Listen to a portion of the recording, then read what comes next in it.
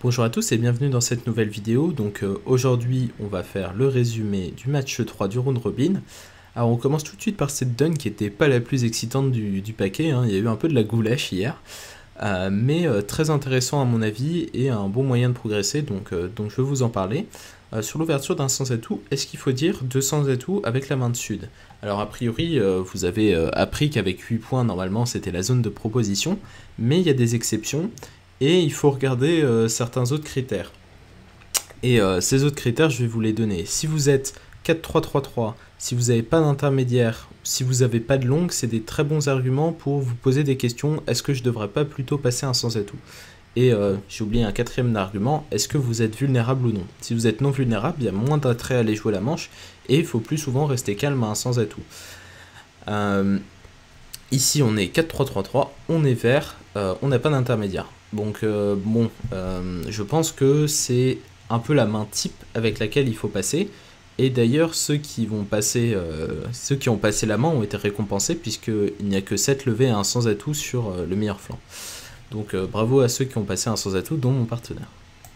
On enchaîne avec la dun 2, ouverture d'un pic en sud, et première question, à quelle hauteur faut-il barrer avec la main d'ouest? Alors, on est vert contre rouge et le partenaire a passé d'entrée, donc il faut gêner le plus possible.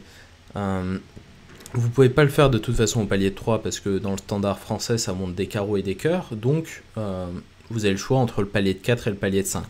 Le palier de 5 c'est une enchère très exagérée, et la raison principale à cela, bon déjà il vous manque un trèfle, ensuite vous avez vraiment beaucoup de perdantes, et enfin, quand vous dites 5 trèfles, c'est très rare que les adversaires surenchérissent en fait. La plupart du temps, ils vous contrent.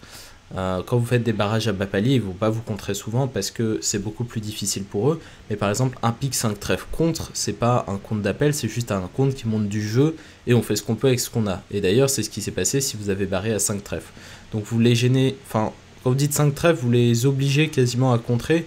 Et on n'a pas particulièrement envie de jouer 5 trèfles contre avec 7 mains, on prend à 800 d'ailleurs contre rien. Alors certes la main du partenaire n'est pas idéale, enfin c'est quand même une enchère qui est statistiquement mauvaise à mon avis. Donc l'enchère de 4 trèfles c'est la bonne. En or on est obligé de contrer, et vous voyez à quel point ce barrage à 4 trèfles est efficace puisque vous avez vraiment très peu de place pour retrouver vos feats majeurs. Alors j'ai contré avec la main de nord, mon partenaire a dit 4 carreaux, et là j'ai fait une enchère que j'ai pas vue à d'autres tables. Bon, peut-être qu'il y en a d'autres qui l'ont fait, mais j'ai fait l'enchère de 4 piques. Alors je pense qu'ici dans cette situation, 4 piques ça monte pas 3 cartes, parce que si j'avais eu des piques avec 3 cartes, au tour d'avant j'aurais tout simplement pu dire un pique, 4 trèfles, 4 piques. Et donc là c'est clairement pas le cas, je pense. Donc j'ai produit l'enchère de 4 piques pour proposer à mon partenaire ce contrat. Et du coup nous avons réussi à jouer le contrat de 4 piques. Alors c'est malheureux parce qu'il chute, mais déjà c'est le meilleur contrat, et en plus si mon partenaire a vu le valet de pique, ça aurait été un contrat très très bon, puisque on perd un cœur, un trèfle, et on peut se permettre de perdre un carreau, ce qu'on ne peut pas se permettre de faire au contrat de 5 carreaux. Donc on avait joué... Enfin, là, on était quand même au meilleur contrat, même si mon partenaire manquait un peu d'intermédiaire à pique. Donc voilà, j'étais plutôt content de cette séquence. Alors il s'avère que 5 carreaux, 4 piques, c'est des contrats entre... 4 piques, ça peut faire une de chute, mais 5 carreaux, c'est 2 de chute. Difficile de contrer avec la main d'ouest, on n'a pas de raison particulière de le faire. Mais donc voilà, intéressant au niveau du barrage et intéressant sur la suite des développements avec la main de nord. Alors cette dun à mon avis elle est intéressante, c'est vraiment de la technique et du jugement à l'enchère. Sur l'ouverture d'un sans atout avec la main de nord, faut-il parler? Alors vous avez un 5-3-3-2 et contre un sans atout fort, généralement il ne faut pas intervenir quand vous avez des mains régulières et fortes. Et la raison est que pour l'instant vous êtes bien content au contrat d'un sans atout et que vous voyez pas trop ce que vous allez gagner en intervenant. Dans le meilleur des cas vous allez jouer une partielle. Et dans ce cas-là, vous avez tout à fait vos chances de défendre un sans atout. Un sans atout, vous avez une entame naturelle du roi de pique. Vous allez mettre le déclarant en difficulté, il est vulnérable. Enfin, il y a plein de bonnes raisons pour pas parler avec la main. Donc vous passez. Maintenant, on fait un Texas cœur, passe de cœur. Alors, notez qu'on peut aussi faire une misère dorée, donc passer par un stémen. Mais le problème, c'est que si ça se passe de trèfle, passe de pique, on est un peu embêté, on doit dire 200 atouts. Et franchement, ça donne pas très envie. Donc je comprends mon adversaire qui a fait un Texas avec la main. Alors maintenant en or il faut absolument intervenir parce que là les adversaires menacent de jouer le contrat de 2 cœurs. Et vous avez peut-être un feed pick, vous avez des pics solides, donc vous craignez pas vraiment le contre punitif. Donc c'est le bon moment d'intervenir à 2 pics. Et maintenant en est, vous avez une enchère qui colle tout à fait à votre main, c'est le compte d'appel. Alors pourquoi le contre est pas punitif? Alors déjà parce que vous seriez très embêté avec ce genre de main, vous sauriez pas trop quoi faire. Et deuxièmement parce que avec 4 cartes à pique, vous auriez fait un chassé croisé et non pas un Texas cœur. Donc c'est pour ça que vous dites contre. Maintenant ensuite on a 5 cartes à pique mais avec une main assez plate, sans honneur, sans rien. Donc l'enchère raisonnable c'est 3 piques. Maintenant est-ce qu'il faut parler avec la main d'Est? Alors je pense qu'on est très minimum parce qu'on a la dame de pique seconde, c'est des valeurs vraiment perdues. Sauf que le partenaire à première vue il a l'air d'avoir 2 cartes à pique. Vous avez 13 points d'honneur et donc, enfin 13 points utiles. Et le partenaire a jamais promis une montagne de points. Il pourrait être 5-4-3-1 d'ailleurs, même à mon avis avec le roi de carreau en moins, il pourrait faire les mêmes enchères. Donc, bon, peut-être un peu abusif, mais bon, disons la dame à la place du roi, là je le fais à coup sûr. Donc à mon avis, il ne faut pas dire 4 cœurs ici parce que vous manquez un peu de jeu et de levée tout simplement. Alors maintenant, ça se passe passe-passe. Bon, je pense que ici, il est de bon ton de s'arrêter. Le partenaire n'a pas dit 4 cœurs lui-même. Bon, on a déjà fait un contre avec 7 points d'honneur. Normalement, on a bien exprimé notre jeu et il faut passer. Et d'ailleurs, 3 piques, c'est le part de la donne. 4 cœurs, chute d'une. Et 3 piques, chute d'une. Voilà, donc donne très intéressante à mon avis. Bravo si vous avez réussi à reproduire cette séquence. J'ai vu pas mal de 4 cœurs passer, de 4 piques passer, donc les résultats étaient assez hétérogènes. Alors si je vous montre cette donne, c'est pour vous parler d'une convention. Comment enchérir cette main en est? Alors il y a beaucoup de joueurs qui ont choisi l'intervention à 2 trèfles pour répéter ensuite un certain nombre de fois les trèfles. Par exemple, 1 cœur, 2 trèfles, 2 cœurs, passe, passe, 3 trèfles, passe, passe, 3 cœurs. Et quand on dit 4 trèfles à ce stade, et 4 trèfles, un contrat qui gagne, donc c'était un bon succès pour eux. Cependant, je pense que la bonne manière d'enchérir cette main, c'est l'enchère de 3 cœurs. Alors qu'est-ce que ça montre 3 cœurs? Ça montre des trèfles affranchis, donc normalement As-Roi Dame, on fait une petite exception ici, avec des honneurs dans les couleurs restantes, donc les piques et les carreaux, et ça demande l'arrêt dans la couleur d'ouverture. Donc je pense que la main colle vraiment très bien à l'enchère. Bon, ce serait mieux d'avoir la dame à la place du valet et la donne va très bien l'illustrer, mais je pense que c'est l'enchère qui correspond le plus à votre jeu. Maintenant en sud on est un peu embêté parce que c'est aussi un effet barrage de l'effet de l'enchère de 3 cœurs et il faut à mon avis passer, on est vulnérable et dire 4 cœurs c'est franchement exagéré. Le contre, je pense que ça montrerait juste du jeu et pas forcément du cœur. Donc passe, et maintenant on dit 300 atouts avec la main d'ouest parce qu'on obéit à son partenaire qui nous demande gentiment si on a l'arrêt. Donc on espère faire 7 levées de trèfle, as de cœur et un axe externe, et on se retrouve au contrat raisonnable de 300 atouts qui se joue sur les trèfles, et là il a le mauvais goût de chuter, mais je pense qu'il fallait jouer ce contrat, statistiquement c'était une bonne idée. Alors cette donne c'est une bonne illustration de la règle, quand on a un bicolore on fait pas de levée quand on n'est pas fité. Ouverture d'un trèfle en ouest, un pic d'intervention, donc avec les piques et les carreaux, classiquement on n'a pas de bicolore, sauf quand vous jouez un trèfle, 3 trèfles, bicolore, pique, carreau, ou un trèfle, 2 trèfles chez les étrangers. Ici on dit 1 sans atout, ça paraît raisonnable, vous avez l'arrêt pique, vous avez 9 points d'honneur, donc ça correspond bien à l'enchère.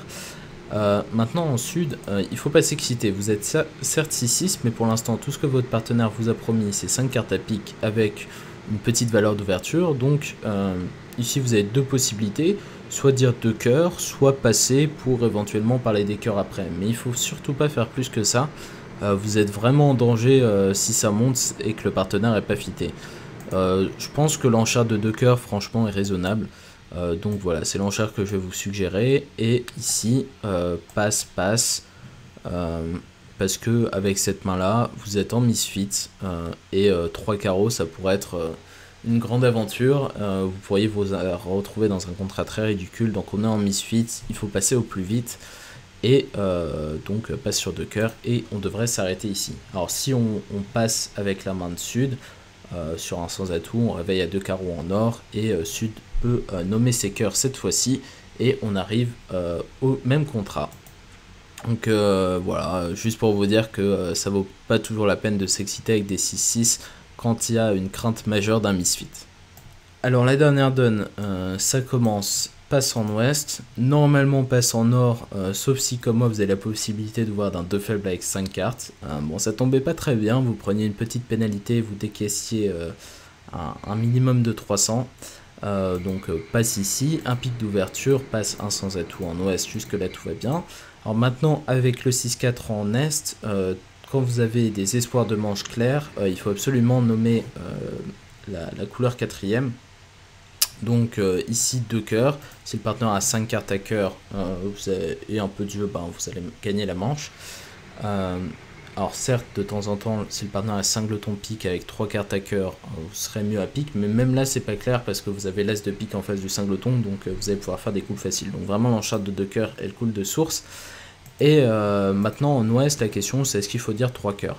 Alors les bons arguments pour passer, c'est que bon déjà on a que 8 points, on a que 4 cartes à cœur, et la chicane pique c'est pas une si bonne nouvelle parce que les piques vont être difficiles à franchir, donc à moins qu'on ait de quoi franchir les carreaux et que le partenaire a un honneur carreau, bon, on risque de chuter 3 cœurs de 1 ou 2 levées, alors que 2 cœurs on avait encore nos chances de gagner.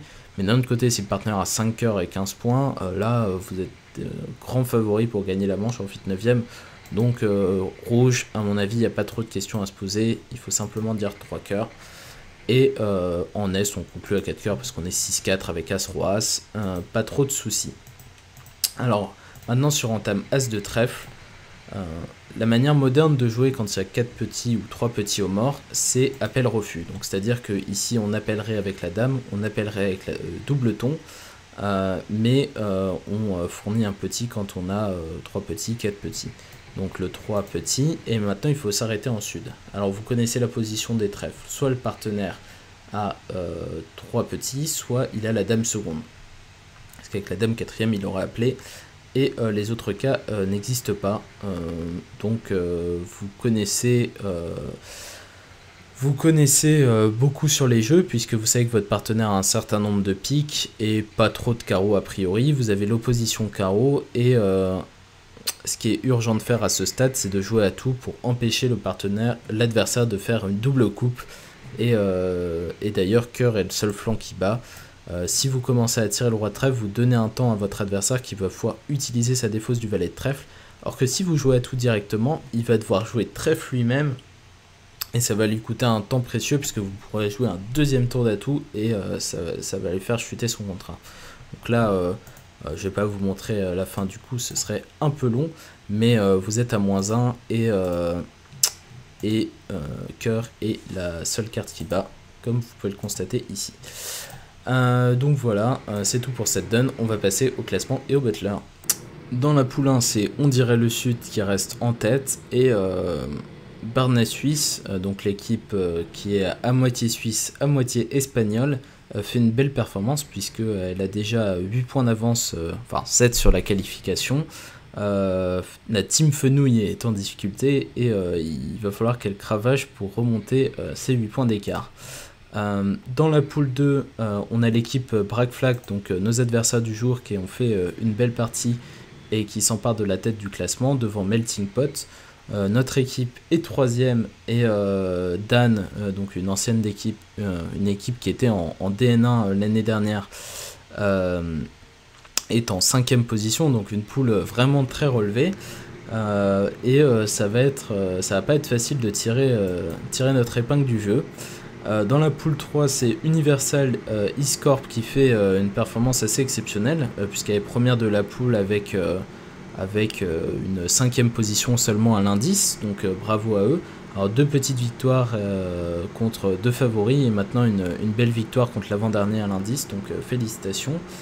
Derrière il y a l'équipe Rimbaud qui fait également une belle partie, et les 2 favoris pour l'instant sont en 4ème et 5ème position. et les 3e à l'indice, donc les Néerlandais sont même en 7e position, donc une poule vraiment plein de surprises, cette poule numéro 3. Et enfin la poule numéro 4, donc en tête on retrouve l'équipe des Bots, donc l'équipe de France moins de 20 ans, donc je vous avais prévenu, ils sont très forts et, et ils le montrent bien. Derrière on a Common Guys, donc 3e à l'indice, qui est juste devant Overmars, donc une des équipes les plus fortes du tournoi, qui est une équipe de nationale. Et on a les Fritz en 6e position, donc un peu plus loin, il va falloir qu'ils remontent, on devrait les voir à la télé sous peu, je vous tiens au courant. On finit par ce petit battler, on voit que Christophe Ourcel s'est emparé de la tête du classement avec 3,8 IMP par donne, donc c'était le premier match qu'il jouait, il a fait plus 60, comme vous pouvez le voir ici, donc un score absolument astronomique. Un Butler où, contrairement à ce que j'avais annoncé, les scores ne sont pas en train de se resserrer, mais là il y a encore des joueurs qui apparaissent dans le classement avec des scores énormes.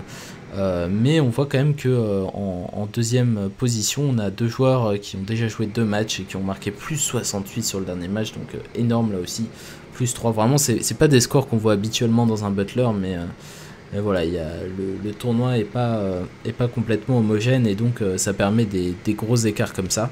Et en plus là ce soir les donnes étaient plutôt distribuées, donc c'est pour ça qu'on voit des écarts aussi conséquents, plus 64, plus 68, plus 60. Oui, c'est assez difficile de vivre dans ce Butler. Voilà, moi je suis à plus 1 par exemple et je suis qu'à la 53e position, donc par exemple si j'étais en DN2 avec un tel score, je serais dans le top 5 des meilleurs joueurs, donc voilà, vous avez une petite illustration des différences entre une 2 et 2 et notre tournoi, qui est l'homogénéité. Si vous avez apprécié la vidéo, comme d'habitude n'hésitez pas à la liker.